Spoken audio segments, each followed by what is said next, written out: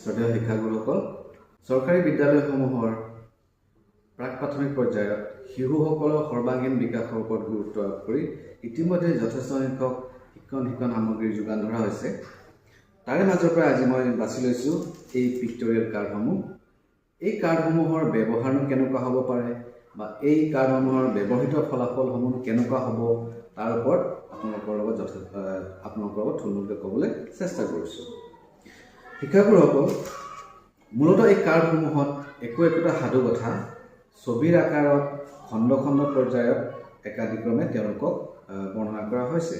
কিন্তু সাধু কথাটো আপুনি শ্ৰেণীকোঠাত ক'বলৈ যোৱাৰ আগতে আপুনি এইটো মন কৰিব লাগিব যে এই ছবিখন একেবাৰতে তেওঁলোকক নেদেখুৱাই খণ্ড খণ্ড পৰ্যায়ত, মই আপোনালোকক দেখুৱাইম কেনেকুৱা খণ্ড খণ্ড পৰ্যায়ত এই সাধু কথাটো এনেকুৱা ধৰণে যদি আপুনি খণ্ড খণ্ড কৰি লয় তেতিয়া আপোনাৰ সাধু কোৱাত সুবিধাজনক হ'ব।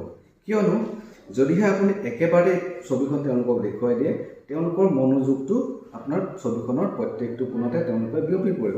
ফলত সাধু কথাটো কোৱাত আপুনি অসুবিধা বা অকণমান খেলি মেলিৰ সৃষ্টি হ'ব পাৰে। গতিকে যদি সাধু কথাটো আপুনি ইয়াত ধুনীয়াকৈ মাৰ্কিং কৰাই আছে, ব্লকবিলাক আপোনালোকে চাব পাৰিব, ব্লক কৰা আছে।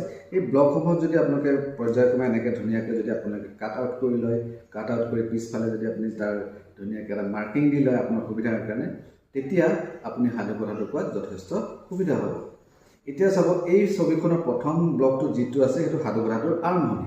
যেনে এইটো, এই সাধু কথাটোত যিটো চৰিত্ৰই সিংহটোৱে হওক বা নিগনিটোৱে হওক কি কথা কৈছে সেইটো আপুনি ধুনীয়াকৈ সংলাপ দি তেওঁলোকৰ আগত যদি প্ৰদৰ্শন কৰে তেতিয়াহ'লে সাধু কথাটো মনোগ্ৰাহী হ'ব।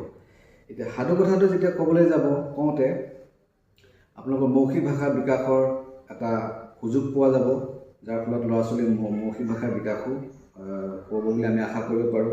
ঠিক তেনেকৈ যেতিয়া সাধু কথাটো আপুনি কোৱাৰ পিছত ল'ৰা ছোৱালীৰ মাজতে যেতিয়া ফটোখন বা এই আপুনি যিটো কাট আউট কৰি লৈছিলে এনেকৈ এইখিনি যদি ল'ৰা ছোৱালীৰ মাজত আপুনি বিলাই দিয়ে আৰু তেওঁলোকক কয় যে তোমালোকে এইটো এটা হেৰি কৰাচোন, ধুনীয়াকৈ মিলাই দিয়া কোনটোৰ পিছত কোনটোৰ পৰা, যেতিয়া এইটো তেওঁলোকে একাডেমিকভাৱে কৰিবলৈ শিকিব তেতিয়া তেওঁলোকৰ ফাউণ্ডেশ্যনেল যিটো নিউমেৰিক, যিটো আমাৰ বুনিয়াদী সাংখ্যিকতা সেইটোৰ ওপৰতো গুৰুত্ব পৰিব বা প্ৰভাৱ পৰিব।